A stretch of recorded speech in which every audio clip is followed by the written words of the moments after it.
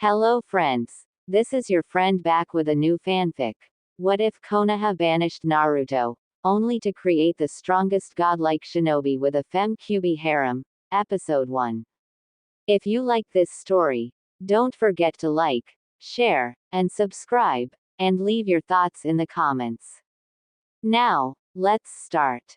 Naruto Uzumaki stood right in front of the entire council of Konoha, consisting of both shinobi and civilian parts, with three counselors Homura, Kaharu and Danzo sitting right in front of him, with the current fifth Hokage, Tsunade Senju, looking at him with tired, saddened and practically defeated look. Young Genin of Konoha felt of himself many glares and fury of the council, from both the shinobi and civilian sides, with civilians not hiding away the hatred, spite and some kind of sick satisfaction at seeing the Kyuubi Jinchuriki in bandages, with a sling and just barely visibly alive. Sasuke has done a very great number on Naruto, piercing his chest, breaking his bones and injuring Naruto so badly, that if it had not been for Kyuubi and his chakra, he would "bit the dust" before he had managed to knock that bastard out and drag him back to Konoha. And just as he did that, fatigue, blood loss, torn muscles and broken bones finally forced Naruto to collapse at the gates of his village, and the last thing he saw before passing out was Sakura and Kakashi running towards them, followed by Tsunade Ba-chan and Shizune-chan. With that sight, Naruto was sure that he had completed the mission and everyone would thank him, and with those thoughts, he passed out. Unfortunately for the blonde-orange loving goofball, when Naruto woke up several days later, he found himself as an object of unified hatred and fury of practically all of Konoha. Not even an hour after he awoke, Sakura had come to visit him, and Naruto greeted her with a smile and cheer, but all he received were 2 punches in his face and a broken nose, followed by proclamations of hatred, endless berating and statements of Naruto breaking his promise to Sakura about bringing Sasuke back to her unharmed. Naruto didn't have either strength, will, nor opportunity to answer back, before Sakura left Naruto, calling him a demon and a monster. That brought back bad memories of many times when Naruto had been called that way, and along with blood flowing out of his broken nose, tears came as well, the feeling of betrayal and suffering creeping its way into his heart again.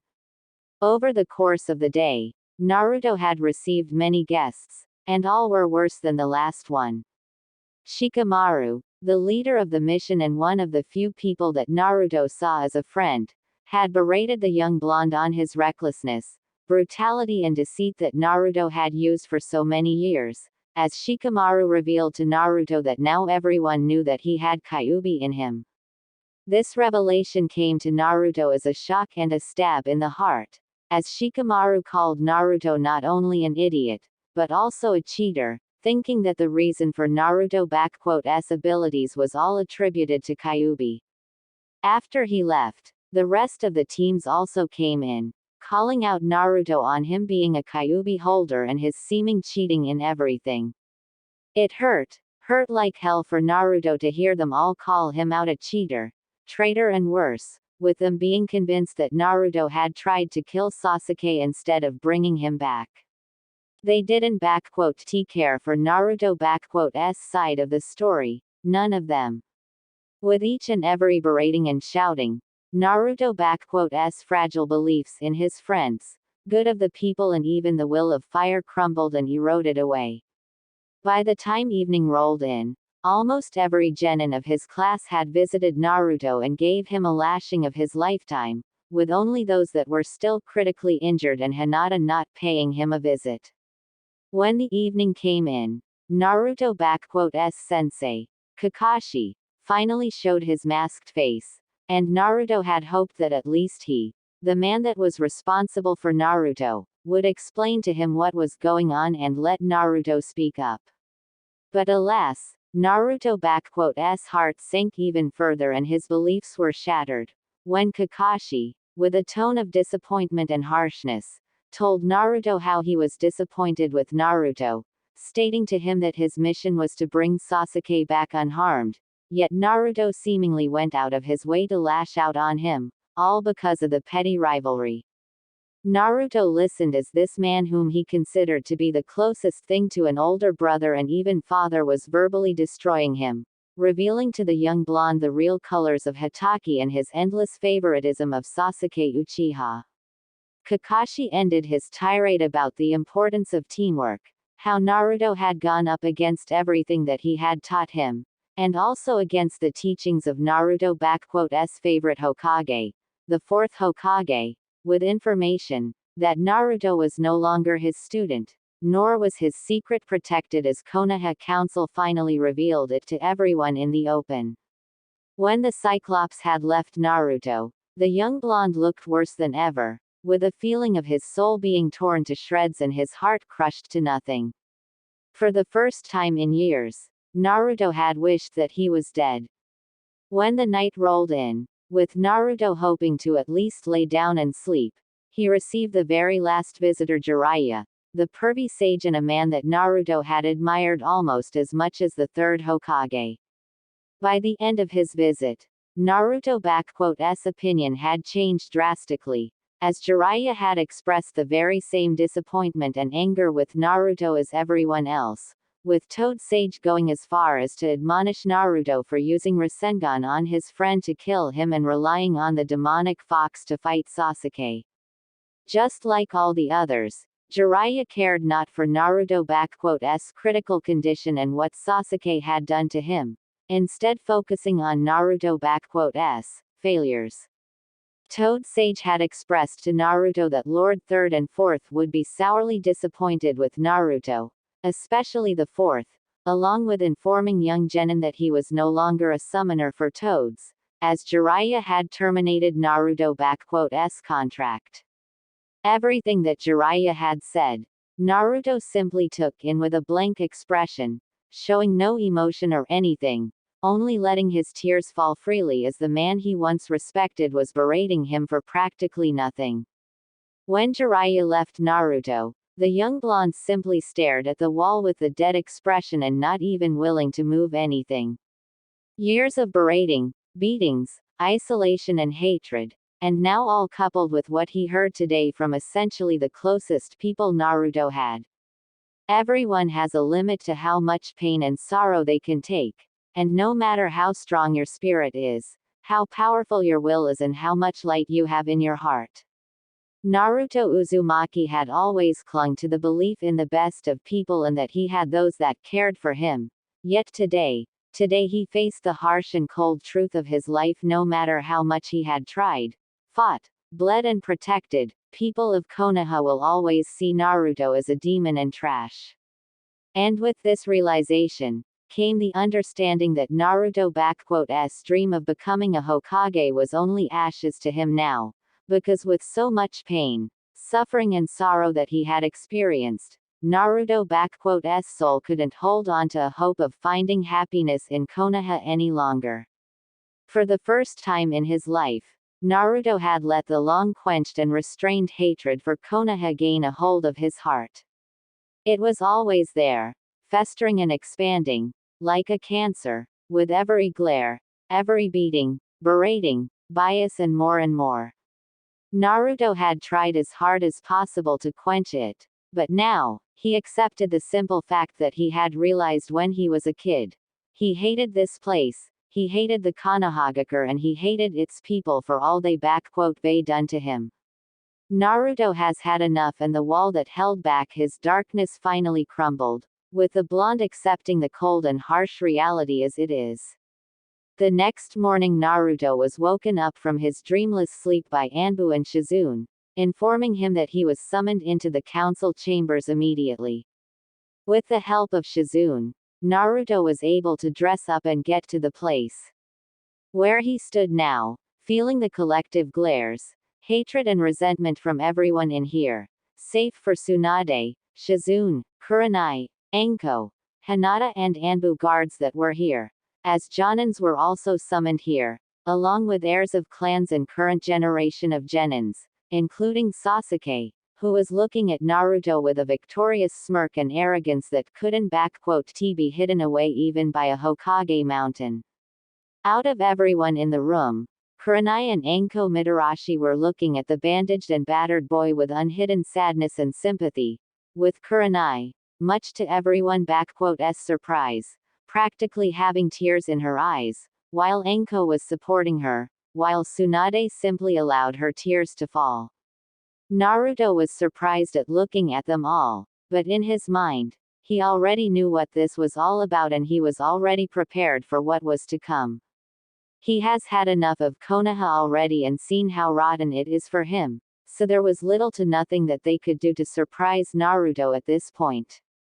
Genin Naruto Uzumaki, in light of your atrocious behavior towards Konoha, dishonorable actions in the field, attempted murder of clan heir and fellow shinobi of Konoha, Sasuke Uchiha, usage of A-rank kinjutsu and endangerment of Hidden Leaf Village by releasing Kyuubi chakra, the Council of Konoha has found you guilty of all charges.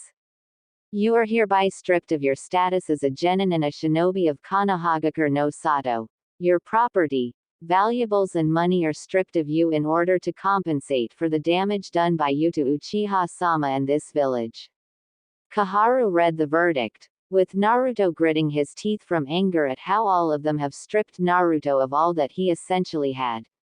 In addition to that, the Council of Konoha has found your presence in this village and land of fire to be a danger to both the village and our country.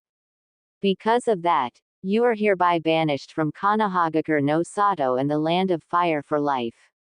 Should you ever be found within the borders of Hai no Kuni, you shall be executed on sight as an enemy of the state and traitor to Konoha. You have 24 hours to leave Konoha and 1 week to leave the land of fire. Now, place your shinobi license and your headband before Lady Hokage. Naruto bangs of hair hidden away his eyes, but his entire frame was speaking of one thing: unbridled hatred and fury. The sick satisfaction of civilians, Shinobi Council smirks, the victorious looks of Sakura, Sasuke and counselors towards him, all and far more was making Naruto utterly furious, yet he contained it all in himself. This village has practically destroyed him, making sure to kill him since he was an infant and now it had achieved what it always strived for, while he was stupid and idealistic enough not to see it from day one. Slowly, with a pain in his muscles and bones, Naruto made his way to Tsunade, who looked at him without hiding away her own pain and suffering. She had initially seen Naruto as a small brother, but over a few months, her views on his changed, and Naruto became far more like a son she never had. Tsunade may never shown it, yet it made her heart warm when Naruto called her Ba-chan, occasionally even a Ka-chan when she was particularly caring towards him. Not long after Tsunade had returned to Konoha and saw just how horribly Konoha has treated Naruto, she tried to her hardest to ease the hidden pain and anger that Naruto had in him, helping him however she and Shizune could. Restoration of Naruto apartment, good food supply, clean water, new and clean cloths and more. And now, this village has destroyed the young blonde and everything that was good in him for this place, and it hurt Tsunade. Hurt even worse when she had lost Dan and even Naoki. As to her, Naruto was her son, and she was the one to fail him. As she was absent, tending to Naruto's injuries, Council took this as a golden opportunity and used it to the fullest, doing its best to exile and destroy Naruto, take away everything that he had, all right under Tsunade's nose. Tsunade had never hated the village her grandfather and granduncle had built, but after this and what she had found out later on in Sarutobi's files, Tsunade truly, for the first time in her life, felt an utter hatred towards this place. Naruto saw the familiar pain in Tsunade's eyes, and only gave her a sympathetic look. The young blonde hated this village now, but not Tsunade, nor Shizune. They were never the ones to hurt or betray him. No, they were about the only ones to truly help him, to care for him as he was and without any deceit. He may looked like a fool, but even Naruto knew that this farce was fully in the hands of the council and not his surrogate mother and sister. With a free hand, he took off his headband and placed it onto the table, followed by his license on top of it. When Homura was about to reach it with her hand and a sickeningly satisfied look, Naruto slashed a kunai right into both of them, piercing the symbol of the village and his license, surprising and shocking everyone, as kunai went right through both objects and table, earning him even more heated glares. Before anyone had a chance to say anything, Naruto finally spoke up. "Good riddance," was all that he said, with a voice filled with coldness, hatred and resentment, one that was completely foreign to everyone's ears, with Kurenai, Enko and Shizune breaking down at those words, while Naruto wobbled away from the chambers, not caring for the insults thrown towards him by his former friends and others. Naruto. Right when Naruto was about to leave the building, he was stopped by the voice of Tsunade, making him turn around and see her coming towards him. "And Naruto, I am so sorry,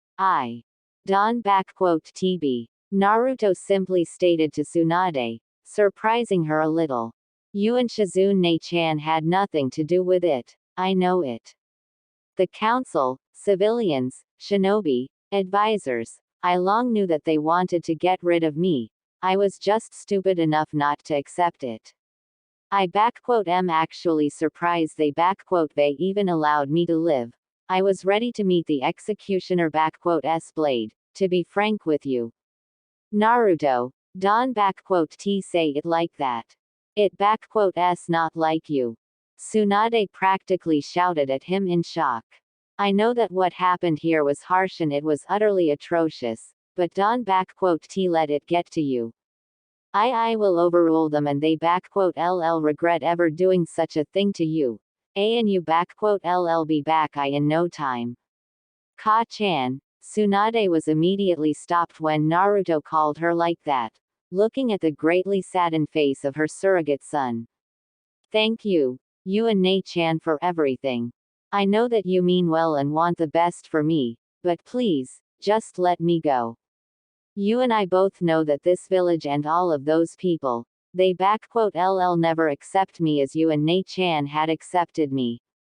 To you, I am Naruto, but to everyone else, even Kakashi Tem and Jiraiya Tem, I am a disappointment, a cheater, a demon and only a tool to be used and tossed away like trash.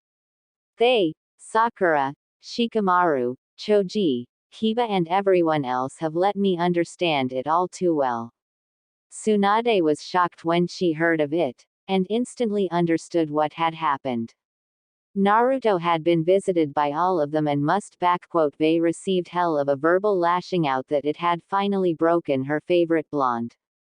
Tsunade was gripping her fists and stopping herself from going right towards all of them and snapping their necks one by one, followed by their parents and friends for doing such a thing. Hell, the first one on her list was her own former teammate, Jiraiya, whom she hated at this moment more than even Orochimaru. He was entrusted with Naruto, had taken him as an apprentice and did this to him. "Jiraiya, I hope you already left this village, because if not, I personally send you to hell for this." Tsunade mentally swore to herself.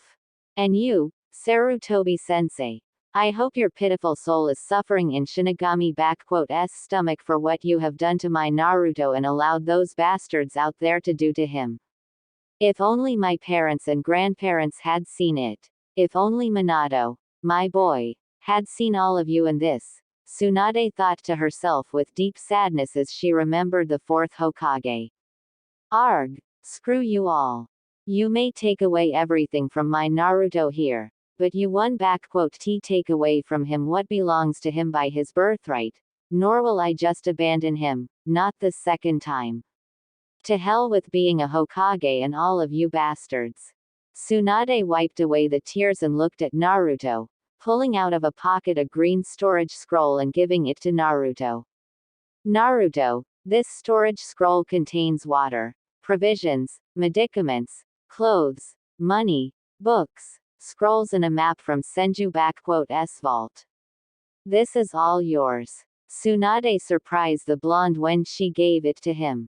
The food and water will be enough for you to last at least a year, while there is also more than enough money to start a new life somewhere nice, while scrolls and books should teach you what those two bastards should they. Don't worry or even think about returning any of it. All of that is yours and I won't here otherwise. Tsunade said to him with strength. But why? Naruto asked with a shaky voice, shocked at Tsunade giving him so much. Because you deserve it all, Naruto. Tsunade simply said to him, kneeling down to him and pulling him into a warm, motherly hug, with tears again flowing out of her eyes. Why you just stay safe out there, okay? LL send out Katsuyu to you with L letters and I if you need anything, just ask, oh okay. Naruto, with a shaky hand and small tears of his own, embraced his surrogate mother. Oh okay, Ka-chan, thank you. Naruto said to her, with Tsunade looking at her surrogate son with a small smile and tears speaking up to him. And Naruto, inside the scroll, there is a map with detailed paths and directions to a particular place I marked for you. I want you to unseal it once you leave the village and far away from it. Tsunade instructed him. When you are feeling well enough, travel to the place marked there. And what is that place? Naruto asked Tsunade. It is the Uzushiogakure, the land of whirlpools and ancestral home of Clan Uzumaki, your clan and clan of your mother and my grandmother. Naruto looked at Tsunade with wide eyes. The place may been reduced to rubble and ruins by Iowa, Kiri and Kumo many years ago, but they failed to destroy what is hidden away there, the legacy of Uzumaki and Senju clans. And I entrust it all to you, Naruto. Use it how you see fit. Naruto nodded to her with a smile, before Tsunade pulled out 2 envelopes with the stamps of Hokage on the first one and one of Clan Senju on the other. Naruto, when you get to Uzushiogakure, I want you to open them. I know you have many questions about both your parents, the Kyuubi and much more, and I hope that in those 2 letters, you LL find your answers. I am sorry, I wish I could tell you all you wish to hear, I really do, but it okay. Ka-chan, I get it. Naruto smiled at her, hugging her one more time before parting with her. I think I will be on my way now. I don't want to spend any more time here than I already have, and I don't want to give them all another chance at lashing out at me. Can you say goodbye to Shizune-chan? Of course, Gaki, I LL even send her to you from time to time with Katsuyu. Tsunade smiled at him. Take care of yourself, Naruto. I will, and, I am sorry, Ka-chan. Naruto said to Tsunade, surprising her. I know how bad this village has treated you and your family, and I am sorry for forcing you to come here. Don't be sorry for that, Naruto. Tsunade said to him. Don't worry. As long as I am Hokage, I LL keep those bastards away from you, so that they don't get any ideas at getting you back. You just find yourself a life of your own and be happy, really happy, you hear me? Promise me to be happy, okay, Sochi. Naruto was shocked when he heard the woman that had been like a mother to him acknowledge him as her son, before eagerly nodding to her and smiling with tears to her. Good, now go. And I am hoping for good news in at least 3 years, Gaki. What good news, Ka-chan? Naruto was confused. Oh, for the love of, I mean, about you getting yourself a wife and kids, you Gaki. Tsunade practically shouted at him, shocking Naruto. I want to have grandkids to spoil rotten. And Senju with Uzumaki 1 T get back without new members, you hear me? Why yes, Ka-chan. Naruto almost winced when she shouted at him, but then he felt the warmth of Tsunade's embrace and how she kissed his forehead. Goodbye, Naruto. Go, and live a happy life. Tsunade smiled at him, as Naruto parted away from her and exited the building. Anbu, Hokage shouted, as 10 of Anbu shinobi appeared before her. Neko, Okami, you LL escort Naruto out of the village and protect him while he leaves the land of fire. Anyone who will try to attack him is to be executed, no exceptions. Make sure that he gets to Uzushiogakure safely. Yes, Lady Hokage, as you wish. Both Neko and her partner Okami responded with clear eagerness and enthusiasm, already leaving to do their duty.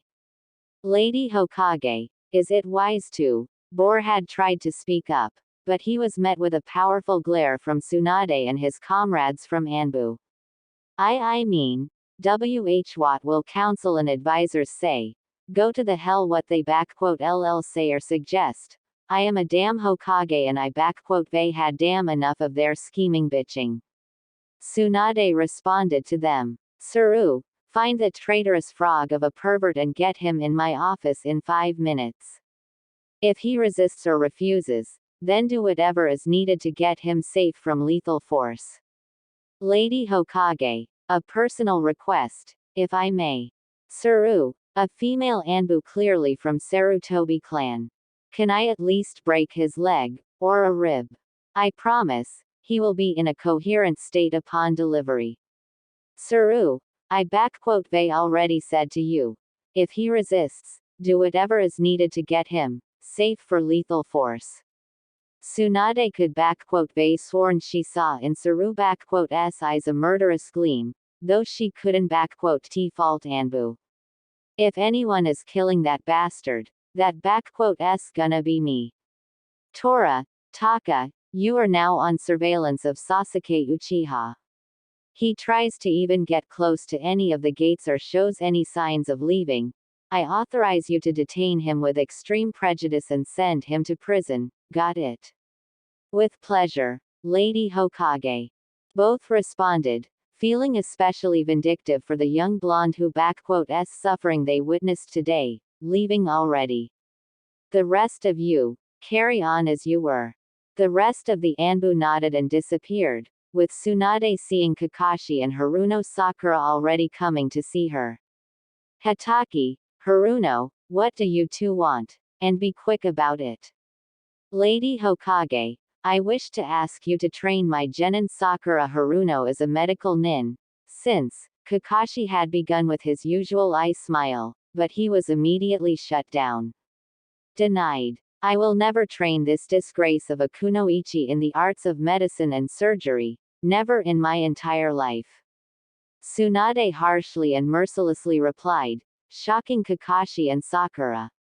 But, Lady Hokage, I have perfect control of chakra. And my grades were at the top of the class. And Kakashi-sensei, Sakura tried to defend her position, but Tsunade didn't give her any room for argument. And I am your Hokage, Haruno, and if I say no, then it stands, period.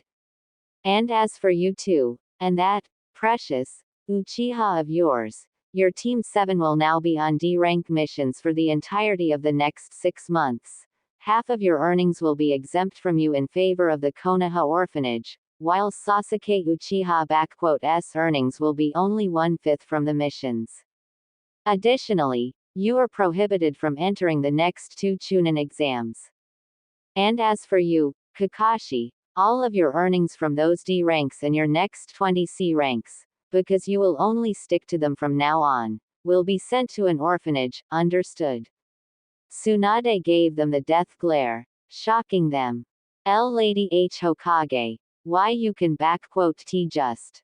I can and I already did, Hatake, so shut it. And if you think the council will be able to overrule me, think again.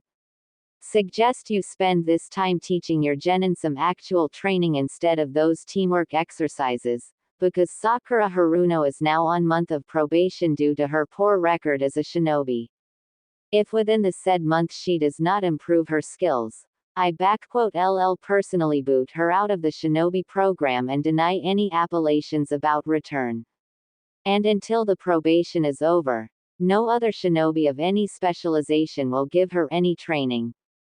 The criteria for completion of the test I give you later, Hitaki, so you best get to work. Because if she fails, then I will consider it as evidence of your incompetence as a Jonin shinobi and there will be a suitable punishment for this for you. As for your favorite Uchiha, I be placing a special traitor mark upon him, so as to make sure that pathetic excuse for shinobi dosen T escape again. And if he does, you know what will happen with him, Don Tu. Lady Tsunade, you are taking this too far. What could they caused my team to suffer such uncalled for punishments? Kakashi asked Tsunade, genuinely shocked at hearing this, knowing full well just what a special traitor mark means in shinobi world. Your blatant bias, favoritism and also your inadequate work as Jonin, shinobi, and self-proclaimed best student of 4th Hokage, Hitaki. Had you really cared for Minato teachings and followed him, you would be known by now, that you be sullied his memory and legacy in the worst possible way. Now, get out of my sight. Tsunade roared at them, making the two scatter away from her, while her thoughts were once again with her surrogate son. Take good care of yourself, Naruto. And I hope you are watching over him, Minato. I am very sorry I have failed you, and I hope you forgive me, my boy. Tsunade thought to herself, as she went towards her office, where she was greeted already by the sight of Saru literally tying up Jiraiya to the chair, while the Toad Sage was struggling to get out, but it wasn't easy with a broken leg and arm. Lady Hokage, as you have requested. Saru pointed at Jiraiya, with Tsunade nodding to the girl and letting her go. Hey, Tsunaheim, what the big idea? If you were looking forward to spending some quality time with me, you should just asked me. Jiraiya spoke up in an insulted, yet perverted way. Just tie me down and we LL. Jiraiya, I am tired of all those hints of yours. Now, what you are going to do is tell me everything you and our bastard teacher have done to Naruto, and Kami will save you. If you try to sway your way around, I will make you wish you died, understand? Tsunade cracked her fists and was ready to make her former teammate suffer. Tease Tsunade. WHYD Don TUCC calm down and we just sit down in a bar. Like we used to, and Tsunade right leg connected with Jiraiya broken one, and a single kick was enough to shatter the bone even further. Arg. Fine. Okay. I LL talk. I LL talk. Just Don T. Talk. And best pray to your toads I don T kill you afterwards. Tsunade threatened him with full seriousness. 7 years later. Land of Waves.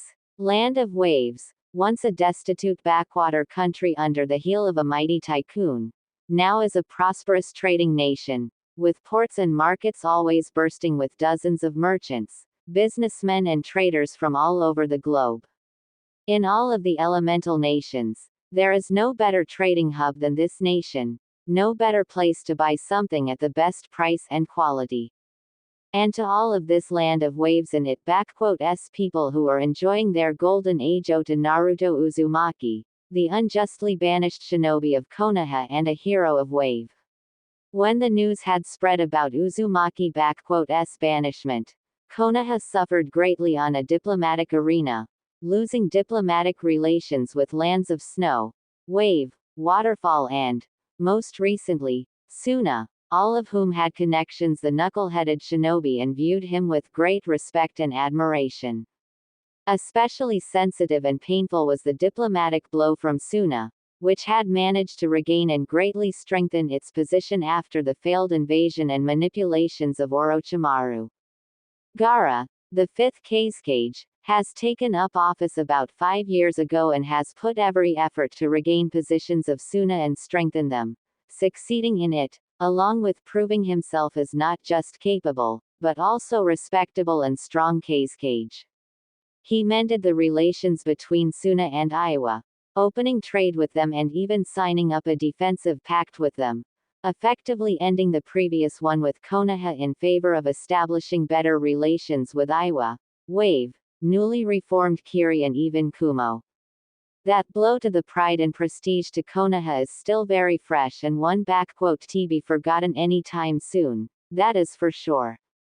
And while most of the elemental nations were enjoying a period of relative stability and peace, currently in the land of waves, things have suddenly taken a turn towards the slight instability, when two persons wearing black cloaks with red skies on them appeared in the capital, causing destruction and chaos right out the bat, causing people to run for their lives or become a cannon fodder for the Akatsuki.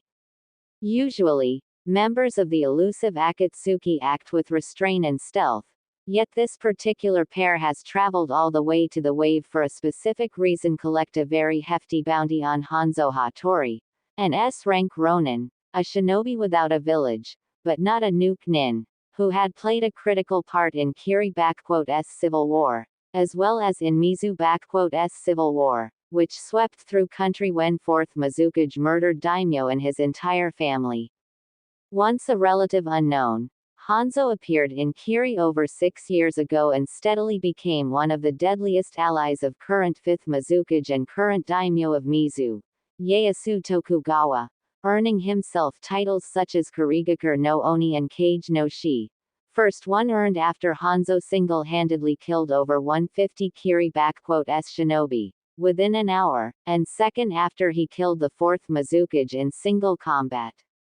The war had ended about 4 years ago, yet Hanzo continued his work as Ronin, providing his services to first the rebuilt Kiri, then Kumo, later Iwa, and then to Suna, earning himself a reputation as a reliable, honorable and resourceful shinobi. Konoha had also tried to offer him to come to their village and work for them, but, much to their dismay, Hanzo refused every time, stating that he wanted nothing to do with them. Toad Sage Jiraiya had tried to track down Hanzo once, but only ended up drawing to himself attention of Iwa-S and Kumo-S Shinobi Corps, who were all too happy to repay their debts to Hanzo. Only about 2 years it became known that Hanzo presides in Wave, which is where Akatsuki have decided to go and get the elusive Ronin. Kakuzu of Jongu and Hidan had thought that Hanzo-S reputation was exaggerated and he would be taken down by them easily. They were proven wrong, badly, as Hanzo quickly appeared before them and somehow not only transported them out of the center of the capital and onto a clearing, but was overwhelming the pair and driving them both to their ends. Kakuzu had already lost 3 of his hearts and was running low on chakra and endurance, while Hidan had been incapacitated by Hanzo early on by a very powerful genjutsu of some sorts.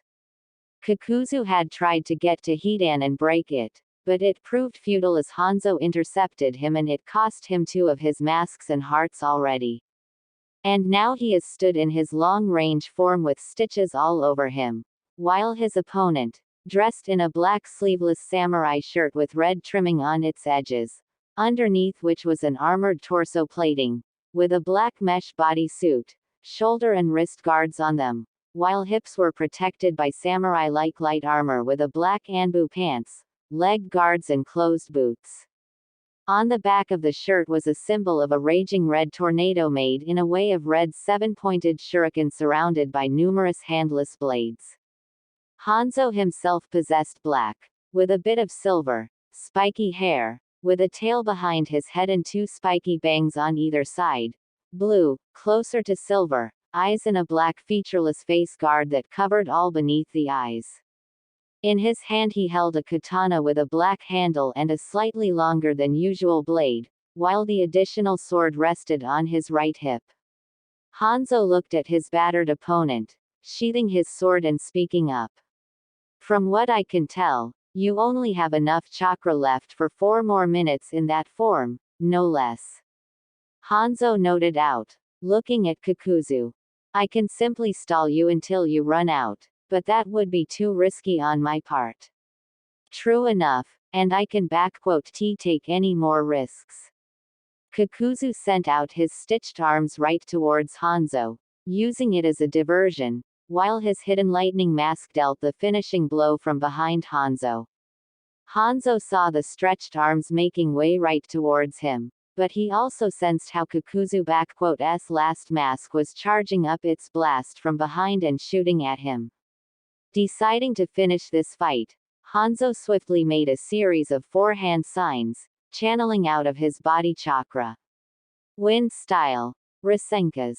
Hanzo mentally said to himself, as the wind particles, charged up with his chakra, began to spin around him, forming a dome of lightning-fast microscopic blades that shredded Kakuzu's arms and stitches into nothing, along with protecting Hanzo from the lightning blast of Kakuzu's mask.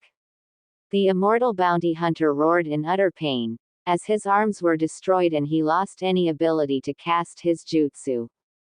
As the dome of Rasenkas dissipated, Hanzo turned his attention to the last mask of Kakuzu, disappearing out of sight for a second, and reappearing right in front of it, followed by a quick series of signs, charging up his chakra.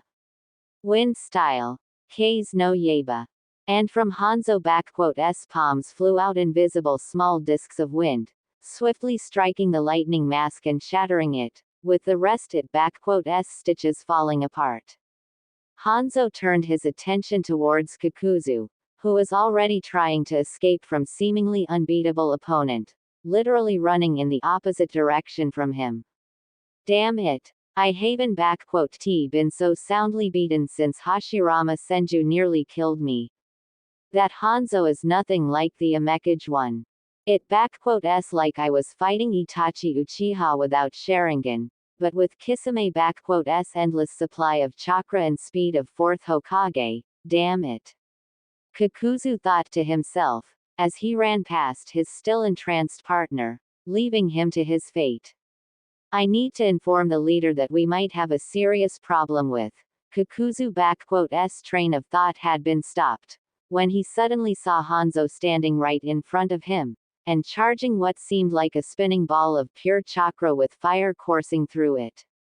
Should they run when you had the chance, bounty hunter? Fire style.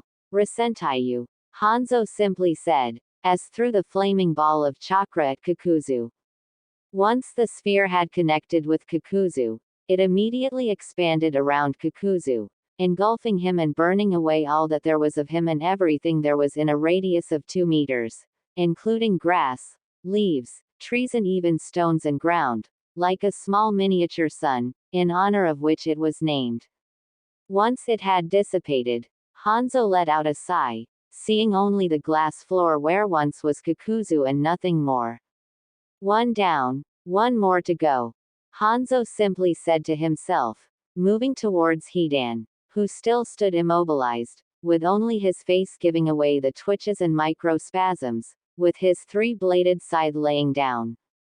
Another one of Jashin fanatics, like I haven had enough of you in Mizu no Kuni. Hanzo, in a swift motion, grabs his left katana and easily, with the speed of a lightning, slashes Hidan's head off of him, breaking his genjutsu and letting the dismantled body fall onto the ground. What the shit pissed you did to me?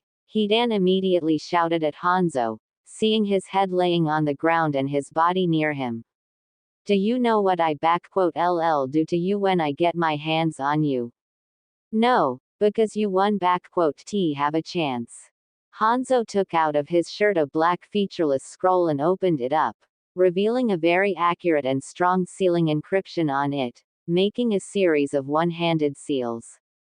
Uzumaki Secret Fuinjutsu. Demonic Void Prison. And as Hanzo said that, A black demonic hand reached out of the scroll and grabbed a hold of Hidan's head, pulling it inside of the scroll, with the symbol of Oni appearing in the center of a circle after the sealing was complete, before Hanzo closed the scroll and put a powerful protection seal upon it, so as to prevent its opening. Taking away the scroll, Hanzo let out a sigh that carried a bit of tiredness in it, as while it may been a relatively favorable fight on his part, it was still a tough one nonetheless, especially considering that those two were from the Akatsuki. He was counting himself lucky today that he faced off against Kakuzu and Hidan, who had long managed to establish themselves a fearsome reputation in the underworld and all across the elemental nations. It is always easier to fight off against the enemies that are famous, since their abilities are known at least in scarce details, and those two weren't the stealthiest lot, so Hanzo, knowing that he would eventually become a target of the Akatsuki, prepared himself for an occasion. Still, he was extremely lucky that they not only were among the weaker Akatsuki, but also underestimated him, badly. However, while he may won this match, their appearance here means only one thing for him and his family. Their LLB others, and next time they LL probably send someone of a better skill, much better. Hanzo thought to himself, as he made a series of hand signs. Fire style. Ow Enden. With that, he spit out of his mouth a flame of blue fire and engulfed with it the body of Hidan, standing over it and watching how the dismembered corpse turned to ashes and never to return. Considering that a single Ronin has managed to kill both Akatsuki members at the same time, they will most certainly send those that are the most proficient and dangerous to deal with. And since I don't know who is at their top yet, I can only prepare for the arrival of Itachi and Kisame, and either of the two could easily kill Kakuzu and Hidan, so it won't be a walk in the park with them, especially not with Itachi. And worst of all this, we LL have to move out of here, and soon. Hanzo let out a second sigh, knowing full well what a pain it going to be for him and his family now. Well, points standing around here. The girls must be going crazy worrying out at home. And with that said, Hanzo disappeared in a flash of black and red. Hanzo house. Appearing in front of a two-flowered wooden house, a relatively modern-looking one, but not an excessive or too expensive-looking one either. Hanzo removed the face guard off of him and went straight to the door. Opening it up, Hanzo was immediately greeted by the sight of two women, both looking ready for a fight, but immediately relaxing at seeing him. The first one was a young beautiful-looking blonde woman with long blonde hair flowing freely, dark eyes and red lipstick, wearing a short-sleeved black and purple blouse and black pants, both of which had a design similar to clouds on them. The young woman relaxed, seeing her husband, as her nails shrunk back, and two blue flaming tails disappeared, smiling with relief at him. The second woman had long, bright red hair and large, pupilless eyes. She wore an elaborate, high-collared white kimono with the Uzushiogakure symbol on the back of the obi which was tied around her waist. Her hair was bright red, long and spiky, and reached to her waist behind her. She too had calmed down and went straight ahead to hug her husband, along with the blonde woman, speaking up. "You are here," she simply said to him, but with care and love in her voice. "You should let us both go with you, and who would stayed to look after the house, after Yasaka and Masamune, Kurama?" He asked of his first wife, Kurama, or otherwise known as Kyuubi no Yoko, who stood in her human form, which she modeled after her first host, Mito Uzumaki, whom Kurama greatly respected, loved and admired. "You would killed me if something happened to either of them, and you know it. Still, leaving us out here in the dark," spoke up Yugito Ni, a former kunoichi of Kumogakure and Jinchuriki of Nibi, declared long dead after her own battle with the Akatsuki 4 years ago, but saved by the man who holds her now. We could they left Matabi with them and gone with you. Mo, Don you talk like that, Yugi-chan.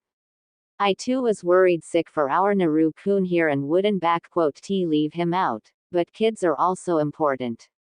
Came the voice of a young beautiful-looking woman with black and blue hair, wearing a sleeveless blue dress with a black pattern on it, showing off her figurine and tattooed legs and arms in pattern of stripes, with right eye of yellow and left of green, and with seeming tattoos of cat whiskers, rushing towards her husband and hugging him. Naru-kun, tell me, are those?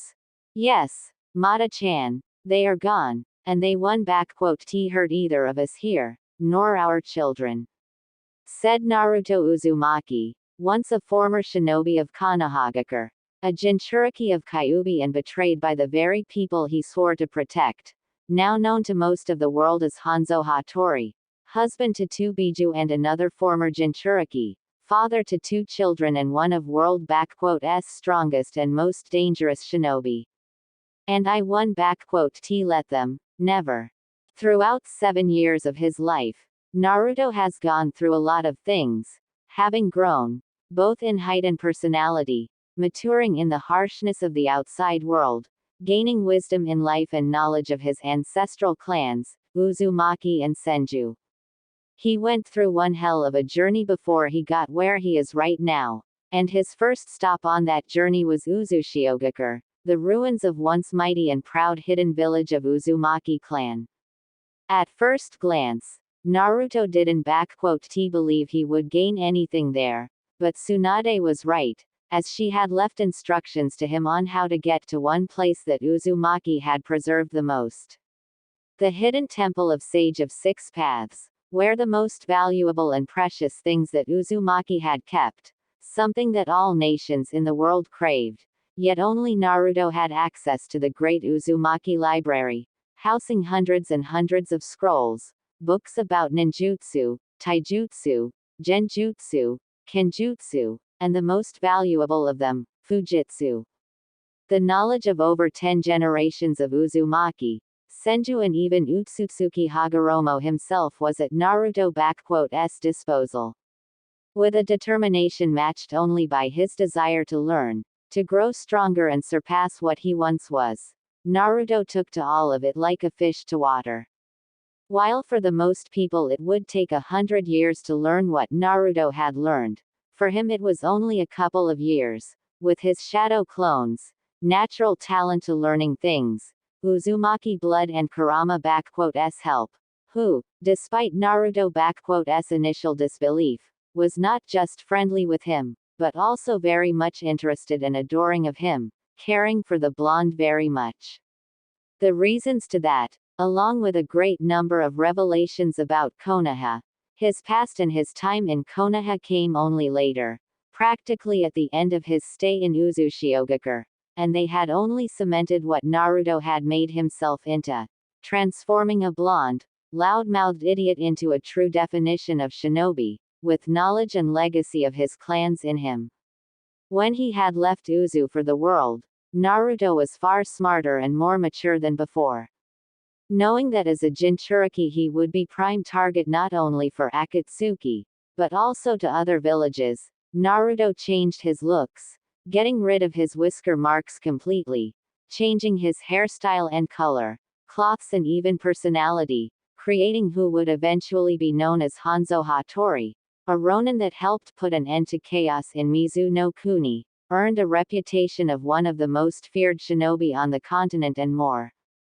Naruto didn't think he would end up becoming who he is now, but he was glad that he did, as he helped put an end to 4th Mizukage and his reign of terror, with Ieyasu Tokugawa unified the collapsing nation, saved the 3rd Tsuchikage from an Baihan, a fellow Jinchuriki that went rogue, gave Gaara peace with Shukaku through modifying his seal to the same level as Naruto and not to mention many various things he has done to Kumo, Iwa, Suna, Kiri and others. But probably the most important things in his life that he had achieved were falling in love with Kurama, Yugito and Matabi, and fathering Yusaka, his and Kurama*'s daughter, and Masamune, his and Yugito**'s son. With the absolutely extensive knowledge on Fuinjutsu from Uzumaki, texts of the Sage of the Six Paths and medical colossal knowledge of Mito Uzumaki and Hashirama Senju, Naruto had found a way to let Kurama be free without dying. He freed her from her prison in him, but he is still connected with her nonetheless, capable of drawing her chakra through the link they share. By the time it happened, he and Kurama had long fallen for one another, and Kitsune didn't hesitate to marry her former jailer, taking a form closest to her spirit and fancy. Soon after that, Naruto and Kurama had rescued Yugito from Kakuzu and Hidan, and the former Kunoichi of Kumo stayed with them, for she was badly injured and considered dead. Soon after she recovered, the former Konoha nin grew on her and she fell for him, as did her own tailed beast, Matabi. It was awkward at first for Naruto, but he accepted them as well, and so, after freeing Matabi, they became one big family that soon grew in number, with Kurama giving birth to Yusaka and Yugito giving life to Masamune. The fact that Kurama was pregnant was a shock to all, including her, but it would seem when Sage of Six Paths gave birth to tailed beasts, he granted them the ability to become humans at will, and it came with the possibility of giving births to children. Never in her life had Kurama been happier than when, with the help of Tsunade, she delivered Yusaka and held her tiny baby in arms, with tears of happiness. Mama, Papa, just as Naruto had thought of, a voice of a 4-year-old little girl dressed in a yellow and black kimono, with golden eyes and long golden hair, came down from her room, followed closely by a little 3-year-old boy with short blonde hair, eyes blue and dressed in a blue shirt and white pants, looking at their parents. Are the bad people gone? Yusaka asked innocently, with Kurama moving to her, while Yugito went to her son, both kissing and comforting them. Yes, my little Kitsune, they are gone, and one hurt either mommy or daddy, or your little brother. Naruto said to Yusaka, going to her and Masamune, kissing their foreheads. Now, let see what your mommies have cooked up for us, shall we? Evening. Just as the children had gone to sleep, Naruto and his wives came together in the guest room, knowing that they needed to discuss something very important. They didn't want to scare kids, so they waited until they were asleep. And now, when there was no one to interrupt them, Kurama decided to begin. We all knew that this would happened eventually. Kurama said evenly. Akatsuki are starting to move, and it's clear that we are their target. Kakuzu and Hidan didn't know about me being your Jinchuriki, nor about you, Yugi-chan, or Mata-chan. They were here only because of the bounty on my head. Naruto clarified, with Matabi and Kurama breathing a sigh of relief. But, now that both of them are dead, I imagine Akatsuki will send their best after me. After all, there is a guy who had single-handedly killed 2 of their members. Had I been them, I wouldn't let it slide that easily, and considering they know where we are, it only be a matter of time before they come here with big guns. As strong as all of us are, I do not want to take any chances, especially with our kids' lives on the line. Me neither. I shudder at the thought of something happening to Ma-kun or Yusaka-chan, Yugito agreed. In that case, we have to decide where to go.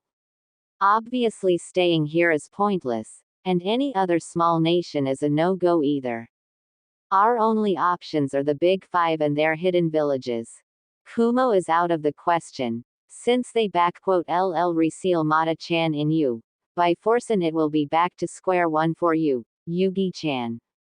Naruto saw how his wives agreed with them. While Raikage and I are in good relations, I wouldn't put it past him to stab me in the back and use us all for his own benefit.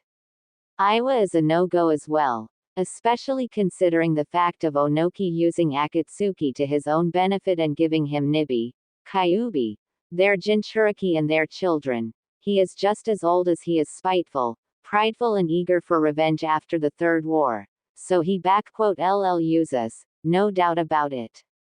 And as for Konoha, Yugito and Matabi clearly saw the looks of hatred on both Naruto and Kurama.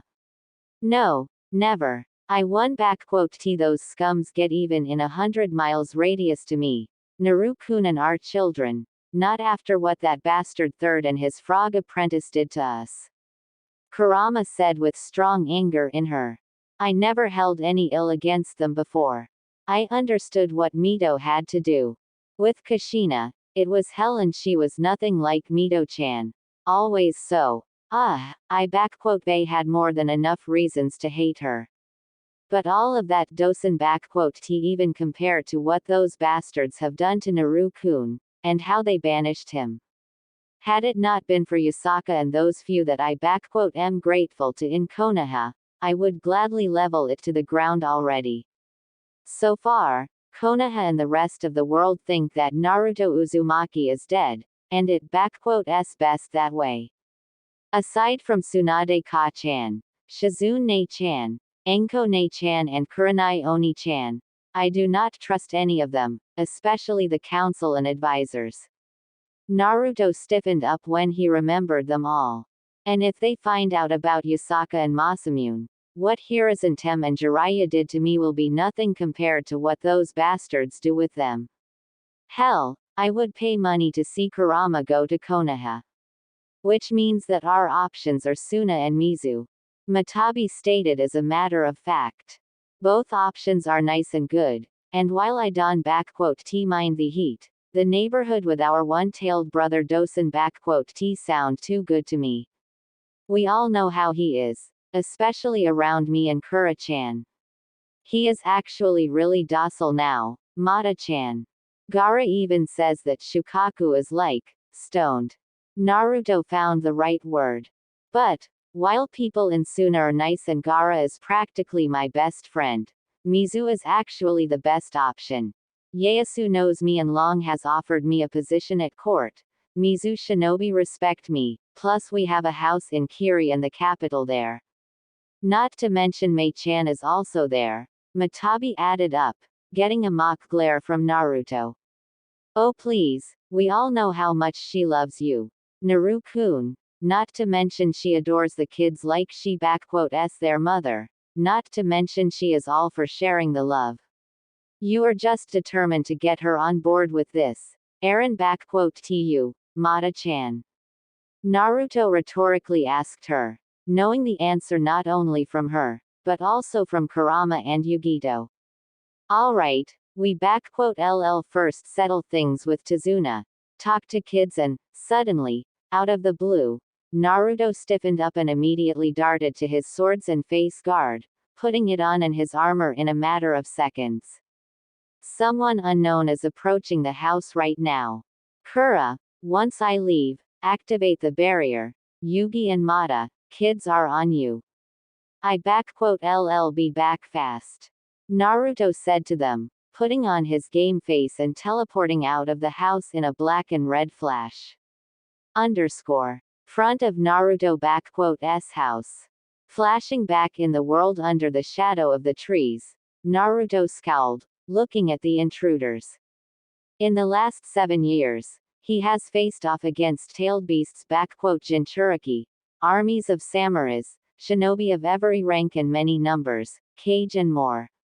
Naruto had survived and prevailed through all and more, but this is the first time that he was actually surprised at the very gall of the intruders.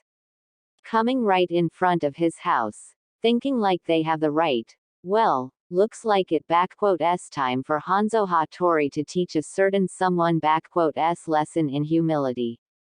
Jumping off of the tree branch, Naruto stepped out into the moonlight and spoke up. Not many dared to come to me so openly, much less survived. Naruto spoke in a cold and emotionless way. eyeing the intruders. Now, state your business, Shinobi of Konoha. To what do I owe the displeasure? Right in front of Naruto stood the entirety of Konoha S11, now promoted to the Chunins, some to Jonins, all grown up and prideful, standing right in front of Naruto. He saw familiar faces of Rock Lee, who had called him out as unyouthful cheater and deceitful demon, Shikamaru, who berated him for what he has done to bring the precious Uchiha back, Hiba, Shino, Tenten and more. The ones that were most interesting to him were Sakura, who looked just as she used to, only older and more mature, but overall, just as pitiful, pathetic and arrogant as ever. Naruto blamed Third and Jiraiya for making him develop a crush on her, due to certain reasons. And the next one who was interesting to Naruto was the man himself, Sasuke Uchiha, fully grown, sporting the same duck butt haircut, but now with a special traitor mark displayed on his right side of the face. Not only a leash, but also a brand, the mark to everyone, that this man had betrayed its village and everyone must know it. And if he ever decides to do it again, he won't live long enough to regret it. Along with the former Genins, Naruto saw their former Jonins, scowling at Guy, Asuma and especially Kakashi.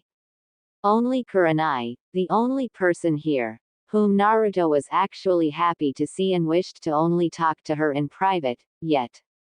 Hanzo Hattori, Shinobi no Akuma and Kurigakure no Oni. Kakashi could only see a slight nod from the man standing in front of him. You have made quite the reputation for yourself.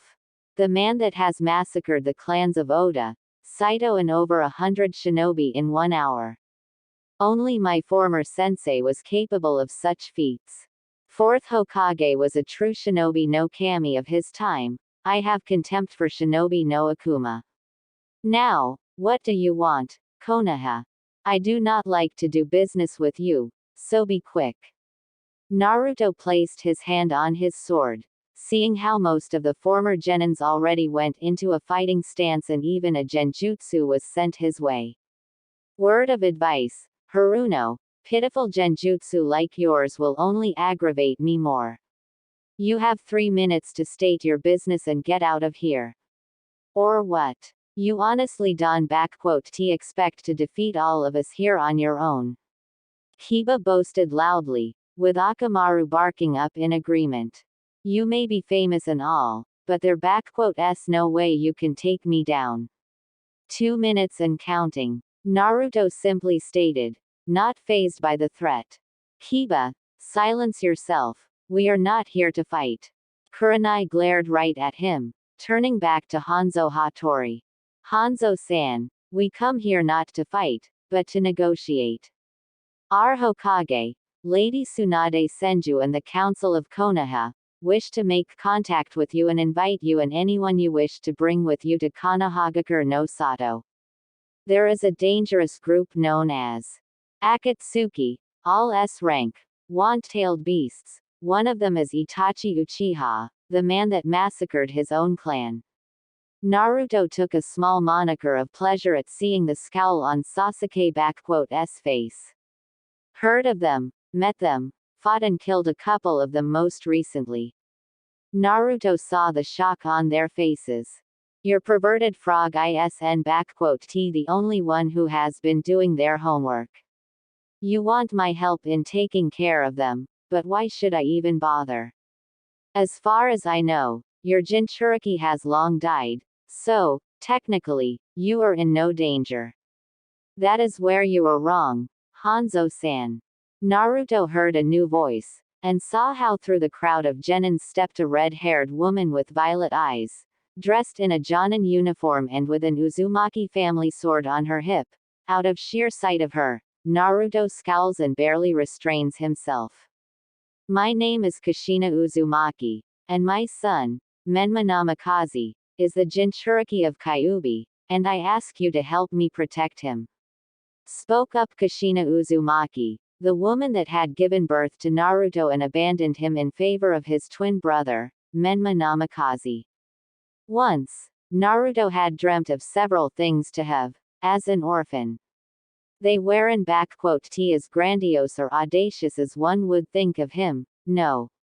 Before he dreamt of being a Hokage, he wanted something that he had longed for throughout the entirety of his life. And that was to have a family, to be loved and cared for, to have parents that support and protect you throughout your childhood and guide you to adulthood. Every orphan dreams of it, and Naruto was no different, longing for having a family, parents and being loved and cared for. To be rid of the constant loneliness, to feel the warmth of mother*s embrace, to be proud of a father praising him. Yet, Naruto was devoid of it all, never to feel it. And it wasn't his choice. Not by any means, since this was the decision made by the very woman that stood right in front of him, the woman that had given him birth and was supposed to have nurtured and protected him in this world. But instead, she abandoned him in favor of his twin brother, leaving him out in the cold, harsh and unforgiving Konohagakure no Sato, to be used as Jinchuriki, manipulated, used and practically destroyed as a breathing feeling human being, not just by its council and Danzo, but also third Hokage and his only loyal apprentice Jiraiya. And all of that, all the torment, suffering, loneliness and more, it all started with Kushina Uzumaki abandoning her firstborn son and never looking back. It would surprise many, but Naruto had long known about his mother and twin brother, for over 7 years to be precise. It was an utter shock for him, to read from Tsunade***'s letters about his origins, his real parents and what had happened to him. Finding out that Naruto was not only the son of Minato Namikaze, but also of Kushina Uzumaki and that she purposefully abandoned him was not just hard, it was an absolute nightmare for Naruto, especially considering the reason as to why Kushina had done so. And that reason had made Naruto truly hateful and resentful of any notion that such a woman had given birth to him and his father, Minato Namikaze, fourth Hokage and one of the greatest shinobi in history, had ever fallen in love with her. According to Kurama, who had maintained her constant control over her second half sealed in Menma, Kushina, delusional after the attack of a masked man, childbirth and release of Kyuubi, had for some reason believed that her husband***'s sealing worked wrong on Naruto. She didn't even properly examine the seal on him, already believing that her husband had not just sealed inside of Naruto half of Kyuubi***'s power, but also Kyuubi***'s soul and that it had taken over Naruto***'s body. Granted, it was partial truth, as Naruto did end up with the soul of Kurama in him, but she had never tried to control him, and, according to her, his father***'s seal wouldn't even let her pump out any of her chakra, even in minuscule levels, unless Naruto needed it. But, to Kushina, a sealing mistress of Uzumaki herself, her firstborn son was lost and she simply threw him away from herself, leaving the Konoha for Fire capital to train and raise her only true son, Menma. When Naruto had first found out about it, he was livid, absolutely furious and had even lost control over himself, resulting in him pumping out more and more of Kurama***'s chakra, going so far as to literally allow its chakra to take over him. He would destroyed the island of Uzu and unleashed Kurama out had he not been stopped by someone he did not expect to meet. Flashback. 7 years and 4 months ago. Naruto***'s mindscape. Naruto. Stop this. If you pull any more of my chakra, you LL die. Please, Naruto-kun, calm down. Kurama was desperately pleading for her host and poor soul to stop what he was doing, but it was all for naught, and the giant fox was forced to look from her cage how the walls of Naruto***'s mind and seal were getting destroyed. That woman, abandoned, alone, I will kill her. Naruto roared inhumanly, More and more chakra of Kurama being unleashed in the real world and his body already transforming into a vessel of red chakra with foxtails starting to come out. Naruto, please, I beg you. Kurama was looking how her host was about to lose his life, and even though with the destruction of this seal she would be free, she did not wish to witness her first friend ***'s death. Damn you, Kushina, Naruto, stop this, or you will. Naruto, that is enough. Suddenly, a new voice came from the folds of Naruto***'s mind, snapping his mental projection out of his rage for a second. That split second was more than enough for the newcomer to appear right in front of Naruto and push him away from the cage, as he was about to rip away the seal. Naruto stumbled and fell down into the water, anger and rage leaving his eyes and mind in an instant, as shock and surprise came over. He looked upwards, to see a young blonde man, with sky-blue eyes and spiky hair, dressed in a white Hawaiian Jonin uniform, standing over him, extending his hand. It didn't take any time at all for Naruto to immediately recognize who that man really was. Fourth Hokage, D-Dad. Naruto looked up in awe, as Minato Namikaze, fourth Hokage of Konoha, and father to Naruto smiled at him. But how and why? When I sealed the half of Kyuubi***'s chakra in you and the other one in Menma, I had also split my chakra evenly between you, sealing it as a failsafe, in case one of you ever were to unleash Kyuubi or the seal to be broken externally. Minato explained, as Naruto shyly accepted his hand, rising up from the waters. In your anger, Naruto, you begun to unleash more and more chakra of Kyuubi. If you hadn't stopped, you would died, son. I had tried to stop him, Yondaime, but your damn seal prevented me from that, so I am blaming you on this part. Kurama complained loudly at the man, making him turn to face the giant fox. I would praise your work here, Minato, but after what Naruto had gone through, I would much rather rip you to shreds, along with that cursed woman and your teacher. Do you even know what they put Naruto-kun through and what your predecessor had done to him? Because I ll be more than happy to explain it all in great detail. Kurama roared in fury at the man that sealed her, but Minato didn't flinch even a little bit. You don't have to tell me about it, Kyuubi.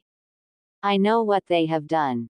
Minato said to Kyuubi and Naruto, shocking them both. I watched through Naruto***'s eyes and witnessed it all firsthand, and it is part of the reason why I am here now, Naruto. Minato turned to face his son. A saddened look on his face and apologetic eyes were seen by the young blonde. Naruto, I know what you have been put through, all about it and even more than you think. And, while as a Hokage, I may try to understand that what had happened to you was necessary, but as your father, a loyal shinobi of Konoha and a human being, I do not see any excuses for what they had done to you. And all because of the choice I had to make, my son. And for that, I ask for your forgiveness. I have no excuses to offer, only the truth. D-Dad, what do you mean by all this? Naruto asked him, with Minato answering him. Naruto, when you were born and I had to seal away the Kyuubi, I had a few moments left in the world and I asked Kushina to look after both you and your little brother. I also had wished for Hiruzen to inform my mother about you and your brother, so that she may help raise you, but right after I had passed away, your mother had decided to abandon you, convinced in her grief, sorrow and delusions that Kyuubi here had taken over your body and that my sealing didn't work properly, has decided to leave you in Konoha. Minato told his son with sorrow and a great deal of disappointment in his voice. The woman I had loved for all my life, who had made me the happiest man in the world, I had known Kushina feared Kyuubi greatly, hated it so much that it clouded her judgment at times, but to go so far as something even I couldn't see happening, nor can I forgive her for doing such a thing. Not for abandoning you, nor for how she had turned the village against you. Turned the village against me. Naruto was confused. Before she left, Kushina had informed clan heads and the council of Konoha that Kyuubi had taken over your body and you were no longer her son. Minato saw the utter horror and shock on his son S face. Sandame and several others didn't believe her. But it was enough for the others, and with that, Kushina turned the entire village against you. She even offered a reward for avenging your death at the hands of Kyuubi monster. Naruto simply stood there, frozen in one place and unable to do anything but think about it. His own mother, not only had she abandoned him, but she went as far as to persuade the entirety of his village to start hunting him down. She even offered to pay money for it, for killing her very own blood and son. It now explained to Naruto why the entirety of Konoha had not just hated him, but also hurt him so much, why there were the beatings, fox hunts and more. Now it made sense to him, and it only made Naruto hate his mother even more than before. Kurama saw how her favorite blonde was starting to slip into more anger again, her eyes looking at him with great sadness and sympathy, before she spoke up. So, Yondaime, and how would you know all of that? I remember that little meeting well, but how did you know about it? Kurama asked an obvious question. Kyuubi, I thought out of all the Biju you were the most intelligent and intellectual, or were Mito Uzumaki S notes wrong? Minato smirked a little, when he saw Kyuubi S look of surprise. Just like you, I had been watching over both of my sons and I know what had been happening, since Naruto was at that council meeting with Menma in the hands of Kushina. I merely stayed away from your sight, which I have to admit, wasn't all that easy. Kurama simply huffed and turned away theatrically, while Minato turned back to speak to his son. Naruto, I know how angry you are and you have every right to be furious. However, I want you to forget about it, to let it go. What? How can you ask me to do such a thing, Dad? Konoha, all of my friends, you saw how badly they treated me, how they just spit on me and hurt me, and you want me to let it all go. Do you even know what it like to? Naruto ranted at his father, who had interrupted him. I know how you feel, because I myself have been in your shoes, son. Naruto immediately stopped, looking with shock at his father. I know how you feel and what it feels like, to be left by your mother, abandoned by those that should be protecting you. Believe me, Naruto, I know how it feels like, because I had gone through it myself when I was your age, when I found who my parents really were. Why you mean? Wait, why you said that? Why your mother had sent me here and the letter. Naruto had finally put the dots together. Ba-chan. Yeah, my mother, Tsunade Senju, had also abandoned me when I was an infant. Minato confirmed what Tsunade had written to Naruto.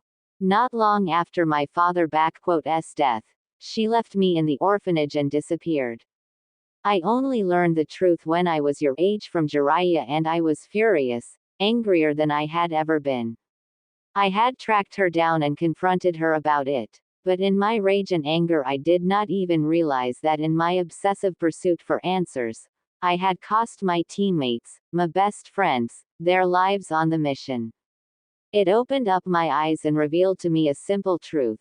Rage and anger over the past will not save you, but destroy you and all that you hold dear today. I had to let go of the anger, and while it had taken a long time, my mother and I had reconciled and I forgave her. Why are you telling me this, Dad? Do you want me to go back to Konoha and forget all those accusations and bad things that had happened to me? To be the same happy-go-lucky one they all see me as? I have been banished, and if I return, I am a dead man walking then.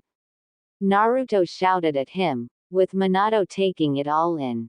No, Naruto, I am not asking you about that. What Konoha, Sandaime, Jiraiya, Kushina and all of the others have done to you is something I doubt even Sage of Six Paths could forgive. Minato shook his head. I do not ask you to forget it all and forgive them, no. All I am asking of you is to let go of this hatred that is inside of you, quell down your fury and move on with your life. What happened to you was wrong and atrocious, true, but let it not change who you really are and what you want to become. Naruto had seemingly calmed down and looked carefully at his father. I had once hoped that either you or Menma would become Hokage, but after all that I seen through your eyes and what had happened, I realize that this hope is beyond me now. However, what my real desire and wish was is for my son to find his own way in life, to build his own life, free of chains of anger and rage, to be happy with those closest to him and not let his past control him. That is what I ask of you, Naruto. Build your own life, but do not let the anger pave your way. Leave behind Konoha and all the nightmares it inflicted upon you, and walk towards the brighter future with no strings attached.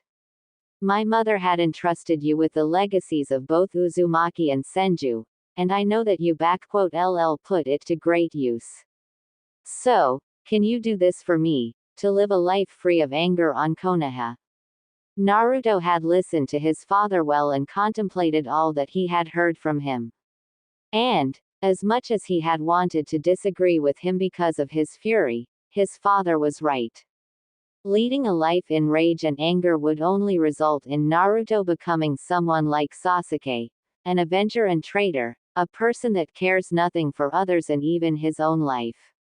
And Naruto has already seen what revenge and obsession with anger has done to people, him being one of the victims of that kind of people. If he were to slip into the same kind of abyss, he would only become just like the lot of them, the same as the people he despises the most. No, Naruto didn't want that. Never in his life. His mother and village may they hurt him and nearly destroyed him, but he wasn't going to become just like them, never. He would build his own life, the life away unattached to Konoha and its corruption.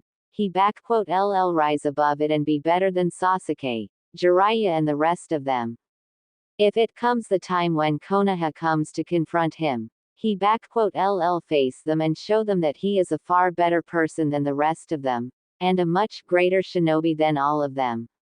He will build his own shinobi path, his true shinobi way of life and prove to the world that he, Naruto Uzumaki, is not a demon, obsessed with revenge and anger, but a man and shinobi of true value and ideals. Smiling and finally letting go of his anger, Naruto looked up to his father and spoke up. I will, Dad. I do that. Naruto smiled at him, with Minato smiling back. You just wait. I build my own life and I become the best shinobi out there. One that you can be proud to call your son, Datbeo. Naruto shouted in his usual way, before shutting himself up, while Minato chuckled a little bit at this. I believe you, Naruto. And I have faith in you. Minato said truthfully to Naruto, embracing his son in a fatherly hug. And I am already proud of you, more proud than I could ever be. I be looking after you, Naruto. Minato began to dissipate, drawing Naruto to tears and shock. Don't worry. Since the seal hasn't been broken, and you haven't unleashed the 8 tails, I will remain in here for a time being, in case the fuzzball decides to try anything funny. Oi, who do you call a fuzzball? I am an intelligent and culturally attuned kitsune, you blonde monkey. Kurama shouted in indignation. Your great-grandparents were often at awe at how intellectual I am, especially that great-grandfather of yours. He even asked me for help with his gambling of his. Hey, I believe you. Minato simply chuckled to her, before turning back to Naruto. Naruto, take care of yourself. We meet again someday. I will, and thank you, father. Naruto smiled through tears to him, as Minato dissipated, leaving his son with a renewed vigor and inner fire burning within him with greater brightness than ever. Flashback ends. Present day. That day had changed Naruto*'s life in more ways than one and had paved the way for the young blonde**'s path forward. He left behind his hatred for Konoha and any notion of revenge for them, breaking free of it all and unleashing his soul for the endless possibilities of the world. Don't get him wrong. What Konoha and Kushina had done to him will not be forgotten or forgiven, and there was anger about it all in Naruto, but it would never be the guiding force behind him, oh no. Now he had a much different drive for life and growing stronger, to protect his true friends and family. His father had opened his eyes to it, and Naruto will forever be grateful to him for this, because in the end of it all, were it not for his words, he wouldn't have Kurama, Yugito, Matabi, Yasaka and Masamune. So, instead of letting his anger slip through him, Naruto pushed it away and simply looked at the Konoha shinobi and spoke up. Protect him. Is he a baby that needs to be fed and changed from his diapers? Naruto could clearly see anger in the eyes of his biological mother. If memory serves me correctly, he is about 21 years old, a grown man by all standards. It's a shame that Naruto did not live to that age. That brought a surprise reaction from everyone, especially from Kakashi, Hinata, Kurenai, Sasuke, Sakura and Kushina. You know Naruto? Kushina asked Hanzo in a surprisingly quiet and even desperate voice. Why you knew my son? Bullshit, how come you knew of the dove? I mean, he has been dead for over 6 years now or close to that. Kiba barked out, ignoring the glares from Hinata and Kurenai. And he was banished over 7 years ago, was he not? Naruto asked them. They met in the land of sand, not long before his death. A true tragedy, such a good-natured boy, with so much light and hopes, all crushed by the people he considered his friends and comrades. A shame he had perished. You could say he had changed my life in several ways. Naruto saw several looks of sadness from Kushina, Kurenai, Hinata and some looks of shame from the others, while the rest weren't taken by all of this. He did tell me what had happened to him in Konoha, and how it treated him, and let me tell you this much. Like hell will I go work for the village that can see the difference between an innocent child, a victim of his mother***'s delusions, and a monster that needs to be stopped.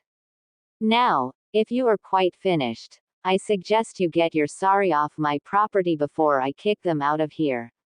And tell that perverted frog of a Sannin to stop hiding. I could smell his stench from Kumo. Naruto glared at the tree, from which hopped out Jiraiya, slightly older looking, but also considerably more annoyed at what Hanzo had told him. You have quite a foul mouth. Eren you. Do you even know who you just insulted?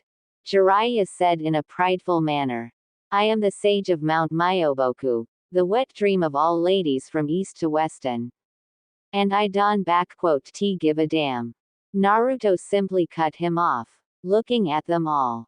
Now, you said what you want, or is there another reason why you are here? Hanzo-san, please reconsider. Konoha***'s council is ready to offer you a very substantial reward for your services in money, and you will also be granted a compound of your own for you and your family within Konoha***'s wall. Kushina decided to press on. All we ask of you is to help us destroy the Akatsuki and protect our village from them. In return, in addition to all of the above, you ll be granted a citizenship of Konoha, status of Jonin and more.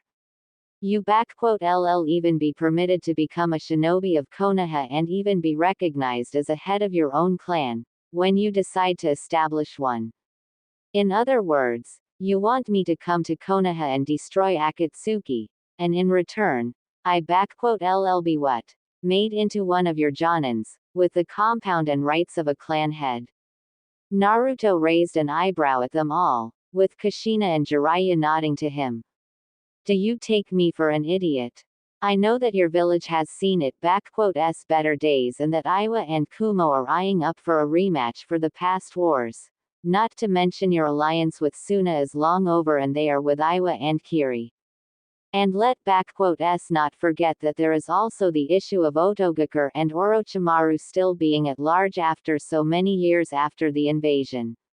Even with all the clans, talented shinobi, sanins, former and current Jinchuriki of Kyuubi, Konoha doesn't stand a chance if all those forces decided to descend upon you all. And your solution to this problem? Start recruiting ronins, shinobi without a crime record and any allegiances to other villages, mercenaries and hired blades, people that have seen blood and tasted war. And right at the top of that list is me, the man with the list of killed enemies ranging from a tyrant Oda Nobunaga to Jinchuriki of 5 tails and his beast. None of the Konoha shinobi had retorted otherwise, knowing that all of what Hanzo Hattori had said was true. Konoha really was in a desperate position, having lost not only one of its Jinchuriki, but now being literally surrounded from all sides by its enemies, all eyeing up for a rematch. According to Anbu intelligence, a new war might happen in between 2 to 4 years from now on and Konoha desperately needs to gain back its prestige and power. Having lost almost the entirety of Uchiha clan had greatly diminished the power of Konoha initially, and even if Sasuke were to breed with women now, Konoha wouldn't have any Sharingan users capable of fighting any time soon, not in 12 years at minimum. They needed strong and powerful shinobi now, and no matter how talented and promising today generations were, nothing beat an experienced veteran of war and battles. And out of everyone out there, Hanzo was at the top of the list, with skill set, experience, expertise and proficiency in so many areas of shinobi arts, that he was seen as a second coming of Tobirama Senju no less. If he were to join Konoha, Iwa and Kumo would immediately back down, and Suna with Kiri would be far more open to negotiations, given the fact of Hanzo's close ties with Mizukage and Kazekage. And all the while Hanzo talked, Hinata Hyuga looked very closely at the man, unable to turn her gaze away from him. She couldn't explain it in any way, but something seemed strangely familiar and so close to her that she couldn't even put her mind to it. It was like Hinata was looking at the closest person from her past that suddenly appeared, only he looked completely and utterly different from before, but the feelings, it was just as if she was once again looking at him. Putting a little faith in her heart and feelings, she activated her Byakugan and looked closely at Hanzo.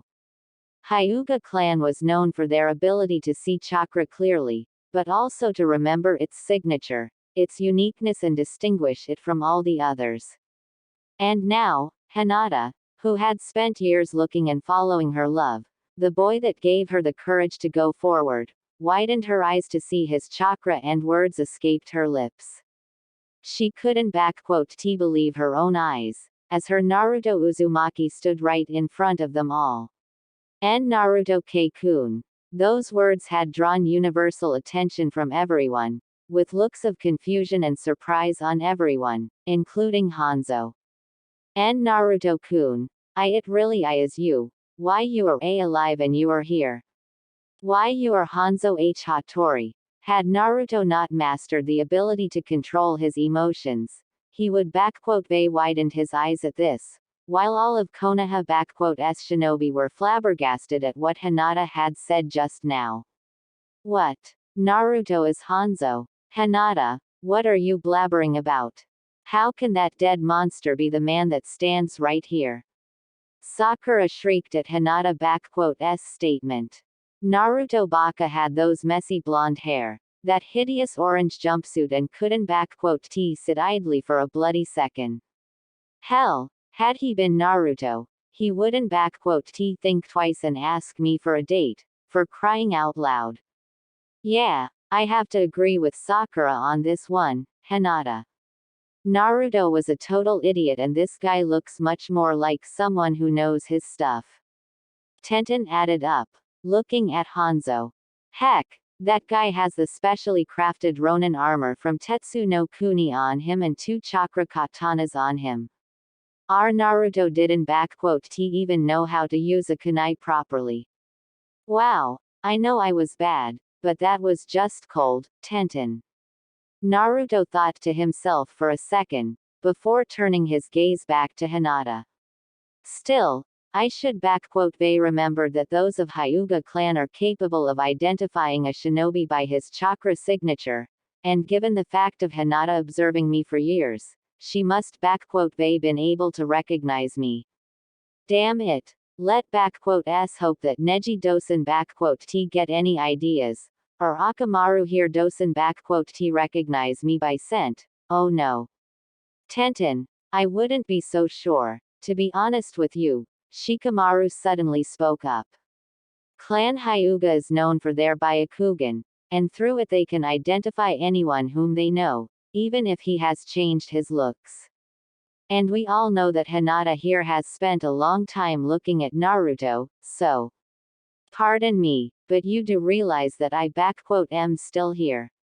Naruto drew back their attention. I don't know all this about me being your dead friend or something, but here is my final word. Get out of here, or Akatsuki will be the last thing you worry about here. Hanzo already put his hand upon the blade and everyone got into the fighting position again. And no, please, Naruto-kun. Hinata had tried to plead to him, but she was cut off by him. For the love of, girl, you are mistaken. I am not your. It really is you, Naruto. Suddenly, came the voice of Neji Hyuga, his Byakugan showing fully as he looked at Naruto. Hinata-sama is correct. The man before us is Naruto Uzumaki, not Hanzo Hattori. During the Chunin exams, I have memorized your chakra signature and I could never forget it, so don't try to deny it, Naruto. This statement immediately had brought out a look of shock from everyone, as they all turned to face the man in question. Kurenai, Kushina, Hinata and even Jiraiya with Kakashi were looking at Naruto with hopeful eyes, bordering that of desperation, while Kiba, Sasuke, Rock Lee, Neji, Sakura and Ino had the eyes of dangerous curiosity and disgust. The others simply adopted the look of seriousness and were expecting to see whatever was underneath the face guard. Naruto looked at them with narrowed eyes for a little bit, before sighing, understanding that they wouldn't get off him if he didn't satisfy their curiosity, and even then they wouldn't stop. But, if they really wanted to proceed down that way, they were welcome to try, considering that he was still legally banished and couldn't return under the threat of death. For once, he was actually glad that the Council of Konoha had done as it did. Pulling his hand away from the blade, he raised it up to his face guard and pulled it down. Everyone looked in shock and surprise at seeing the new face of their former comrade and now banished Konoha shinobi. No longer any fatness was visible upon it. Whiskers were gone without a trace, while sharpness had been visible upon Naruto's face. It was no longer the face of an idiotic knuckle-headed blonde Naruto Uzumaki, but a face of a truly grown-up handsome man and a shinobi that could put to shame many. While not verbally, mentally Tenten, Ino and even Sakura had to admit that this new look of Naruto was not just good, but dashing and gorgeous, even if they would never publicly say it. Sasuke, Kiba, Neji, Rock Lee, Sakura and Tenten looked with shock, but also with the immediate scowl, followed by Asuma and Might Guy. The looks of shock and surprise came over the faces of Kushina, Jiraiya, Hinata and most prominently, Kurenai, who couldn't even hold back her tears at seeing him. Deciding to finally break the silence, Naruto spoke up. Neji, just for the clarification, Hanzo Hattori as Naruto Uzumaki. I didn't impersonate him, but created him from scratch, though now I am starting to think I was a bit too good at this. Naruto simply looked at his former comrades, friends and mother with an impassive look. Now, I would say that it has been a long time, but really, I wish I didn't have to see most of you here for another 2 lifetimes. And some of you I would really like to give a piece of my mind and steal for what they had done to me. Naruto said, gazing at Kushina, Kakashi, Jiraiya, Sasuke and Sakura in particular. Gaki, damn, Gaki, it really is you. Sweet Kami, I almost didn't recognize you there, with all the black hair and no whiskers. Jiraiya shouted out in joy and was already moving towards Naruto, but he was immediately stopped by an instantaneous and powerful wave of killing intent coming from Naruto.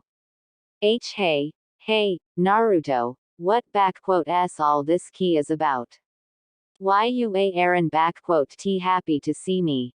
Should I? Last time we met, you said that I am a major disappointment of your precious village and that 4th Hokage and 3rd Hokage would be appalled at what I did. Naruto reminded Jiraiya, who had stopped in his tracks and recalled a look of shame coming over his face. I guess my godfather would know better, considering that he trained the same 4th Hokage, aka Minato Namikaze, my father. Only guess what? My father wasn't disappointed in me, far from it. Why you already know who why your father is? Jiraiya asked Naruto, who simply scoffed at him. Oh, I know all about him, as well as the woman right in front of me. And don't even get me started on what you and that old bastard of a Hokage have done to me. Naruto narrowed his eyes at Jiraiya, who eyes widened as he realized what Naruto was talking about. Memory alteration seals, and not just 1 but 3 of them, right upon my mind. Tell me, were you trying to make me a mental retard, or did you just enjoy mind raping me with that old dust bag? And Naruto, it not what why you think it was. We had no other choice. Kyuubi was starting to influence you and Jiraiya had tried to defend himself. Don't give me this load of crap. You are a level 8 sealing master, and you knew that my 8 trigram seal was safe and not weakened. You altered my memories not because of Kyuubi, but because it was convenient and handy for both of you, especially considering that I had found out quite a few of your dirty secrets, like one about this woman right here. Naruto looked at Kushina, who looked with desperation at Naruto. So, Kushina Uzumaki, happy to finally see your firstborn son. Any words to share? Not that it would matter in the grand scheme of things. Sochi, please. I know that what I had done was horrible, but please, you have to understand that Kushina had tried to explain herself, but she was immediately cut off by Naruto. Believed I was possessed by Kyuubi because of my father mistake and had to be abandoned by you, while also becoming a prime target for the entire village to kill. Naruto saw the look of shock and tears upon her. Kushina, you are an Uzumaki and level 10 sealing mistress, not to mention a former Jinchuriki of Kyuubi. For you to distinguish a caged fox from an unleashed one is a matter of simple careful glance. But no, you merely assumed that I was possessed and that was it for you. Do you even know how many times I have been sent to hospital, before I turned 3 years old? I was not just hunted down by villagers, but bloody Genins, Chunins and Jonins. Hell, 2 of the Jonin here had tried to take my head here, all because of you. Naruto turned his gaze at Might Guy and Asuma Sarutobi. Isn't that right? Guy, Asuma. With Guy it's self-explanatory, but with you, Asuma, that heen of yours nearly sliced my head off my shoulders back then. I still don't understand what Kurenai Oni-chan had found in someone like you. Kurenai widened her eyes and her mouth was agape at hearing what she did. Oni-chan. Naruto, oh my little bundle of joy, you Bay remembered. You remember again. Wait, Asuma. Hunt. Heen. Slice. Kurenai joyful thoughts immediately turned to one of murder as she glared at Asuma Sarutobi right there. Asuma, did I hear that right? You had partaken in fox hunts and nearly killed Naruto. Asuma shuddered when he met the murderous gaze of his former girlfriend. I didn't know any better. And I thought that he really was a Kyuubi and Asuma had tried to defend himself, before realizing something and turning back to Naruto. Wait, how do you remember? When I saw you last, you didn't remember any of it and details are not important, but what is important is the fact that you used the girl that had adopted me to get close and claim the prize.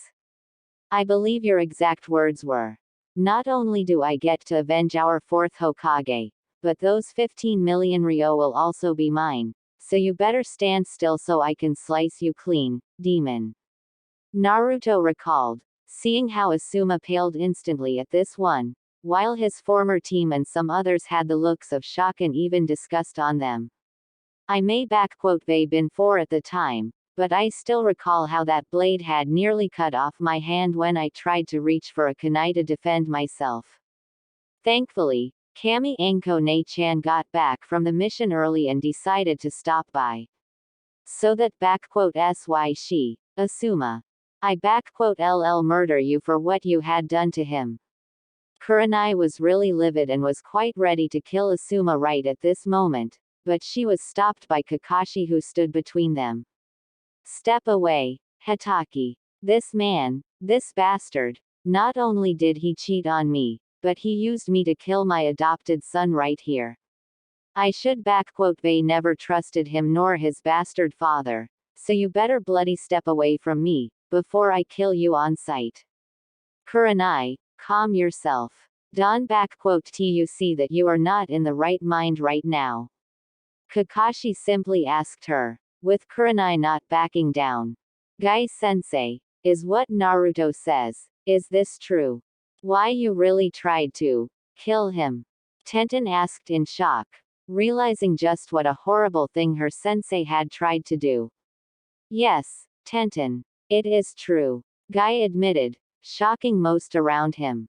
There was a time when I tried to end the unyouthful existence of a demon within the walls of our youthful village. For he was plaguing the shinobi and civilians alike with deception and deceit, and as a youthful beautiful green beast of Konoha, it was my duty to end its existence before it had plagued even more people. Gai said in his usual manner. And I had nearly succeeded, had the fox not unleashed his unyouthful foul power and drawn attention from the corrupted Anbu. But I swore upon fourth grave and my own honor, that I would eventually end this monster, one way or another, for I am the youthful green beast of Konoha, might Gai. Oh, Gai-sensei, you are absolutely right. Naruto had always used foul play and cheated, so he must be a true unyouthful demon. Let us vanquish him together, and if I fail I shall do 10,000 push-ups with just one pinky and 100 laps around the land of fire. Rock Lee immediately agreed with his sensei, which drew shocked expressions from Tenten, Kurenai, Hinata and some others. Well, if you wish, I welcome you two to try. Only you have to be running those laps in hell, Lee, because if you attack me, I be more than happy to send you straight in there. Naruto warned him and the others, turning to Kurenai. And Kurenai Oni-chan, while I would enjoy killing this guy right here, best not to do it. I wouldn't want to see you or Anko Ne-chan becoming Nuke Nin for no good reason. Better if I take his head off, if you do not mind. One be the first Sarutobi I killed, nor the first Konoha shinobi. Naruto let out a dry chuckle, seeing the shock and a bit of fear in the eyes of his former comrades. Naruto, had I not known you, I would they assumed you were threatening us here. Kakashi suddenly spoke up to him. You know that making such baseless threats is really showing off your unintelligence, right? After all, even if you had left the village, no true Konoha shinobi would kill his own kind, even if he was under a different name. And I know that you are not a murderer, Naruto. And who said anything about it being baseless threats, Hitaki? Naruto asked him with a deadpan voice. I have been banished, all of my property and money stolen because of false charges. The people I thought were friends turned on me in a blink of an eye. Not to mention that I received more injuries and been closer to death within Konoha more times than I was out in the field. And did I mention how my mind was altered just so I could stay docile, dumb knucklehead? By all accounts and means, I got more reasons to wish death upon Konoha than Madara and 3rd Tsuchikage combined. And as for that last part of yours, 3 years ago, on the borders between Land of Wind and Land of Stone, a group of Konoha shinobi numbering 27 Chunin and Jonin had been tasked with intercepting Kazekage and his escort, preventing the talks between him and Tsuchikage from happening. The orders were to either stall, or to kill on sight.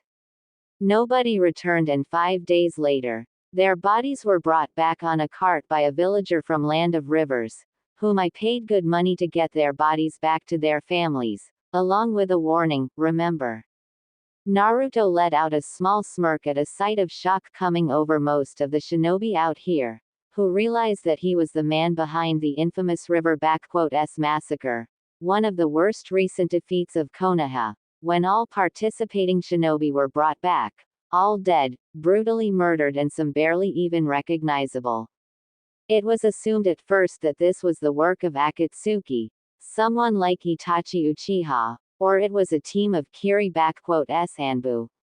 But, to hear that Naruto Uzumaki, who had always sprouted around that he was going to become a Hokage and was considered to be the dead last of their generation, had actually gone and killed all of them, his fellow village shinobi, in cold blood and without mercy, it was a hard pill to swallow, and many couldn't even believe it to be true. Dobi, do you expect us here to believe you?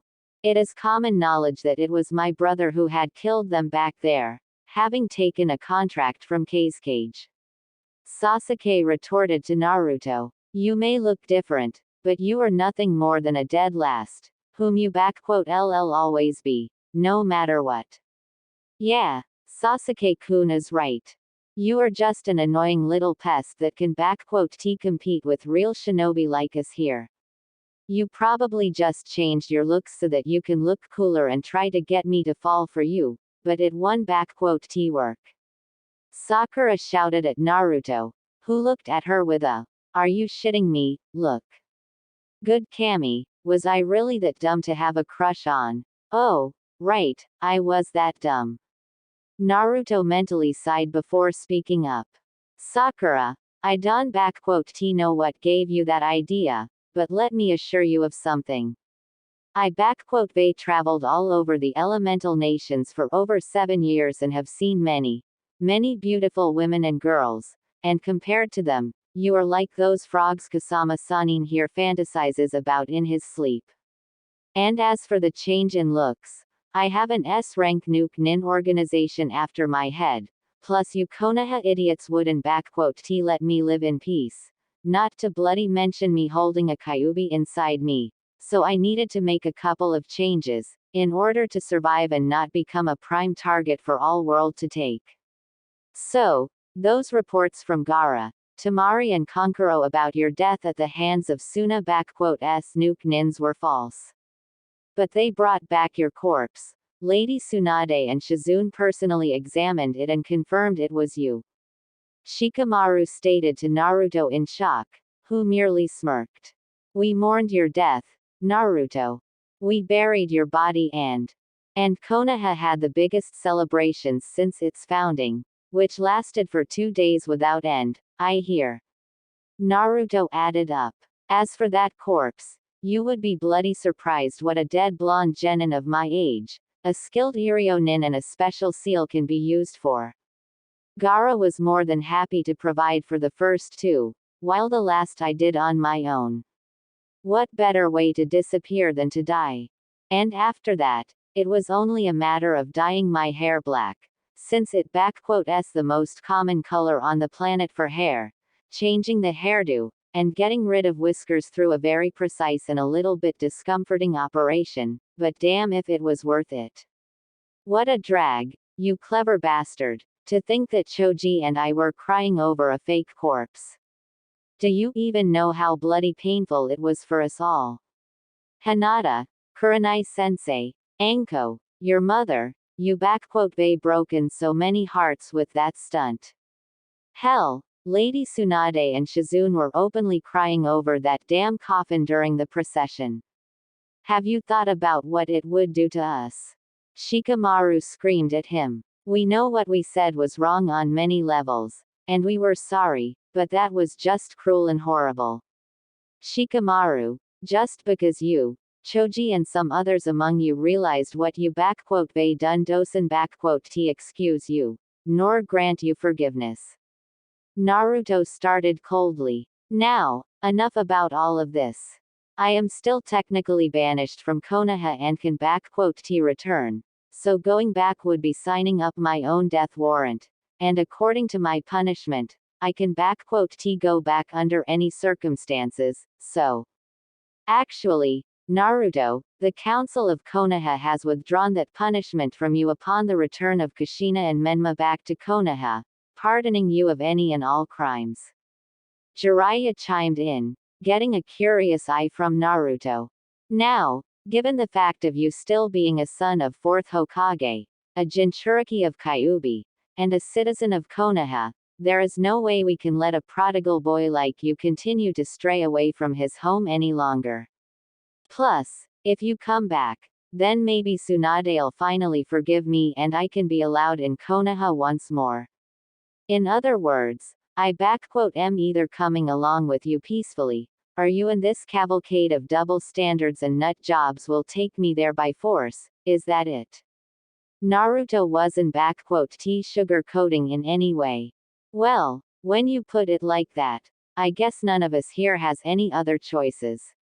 We were ordered by Lady Hokage to get Hanzo Hattori no matter what, and since you are him, there is no way we are coming back without you. Kakashi simply stated lazily to Naruto. But in all seriousness, Naruto, do you really think that you can take us all here down? Can you really bring yourself to strike us, your own mother included? Naruto simply blinked at him before turning to Hinata and Kurenai. Hinata-chan, Kurenai Oni-chan, you two have been there for me when I needed it the most. For that, you have my eternal gratitude. Naruto spoke truthfully. Because of that, I ask you to please walk away from here. My quarrel is not with you, but with the rest of them, and should you remain in here, I will not be holding any responsibility for what you may witness. I have no desire to fight you or to harm you in any way, so I ask you to walk away. Kurenai and Hinata looked at him surprised, before Hinata and Kurenai both nodded to him and decided to follow Naruto's advice, using Shunshin to get out there, shocking the rest of the shinobi here. Hey, what the hell was that? Why did those two get a pass and we don't? Ino shouted at him. And are you really that dumb that you think you can take us all by yourself? Sasuke-kun and all of us here will tear you a new one in no time. Gaki, you really have done it now, Jiraiya said it simply. Minato, I hope you can forgive this idiot of a son of yours. Wherever you are now. Suddenly a large dome appeared right above Naruto, his house and the area surrounding it, not surprising Naruto. Did you think we would let you escape in any way from here? This barrier will not allow anyone to leave this area, no matter how strong, fast or powerful they are. You are now stuck here with us, Naruto. Best if you surrender now, before it becomes ugly. Kasama Sanin, do you think I wasn't counting on this? Naruto asked him in a dangerously calm way, placing his hand on his left katana and taking it out. You think that I am stuck here with you? No, it's a complete opposite. Naruto puts on his face guard and readies his katana. It's you who are stuck here with me. And with a flash of black and red, the battle starts.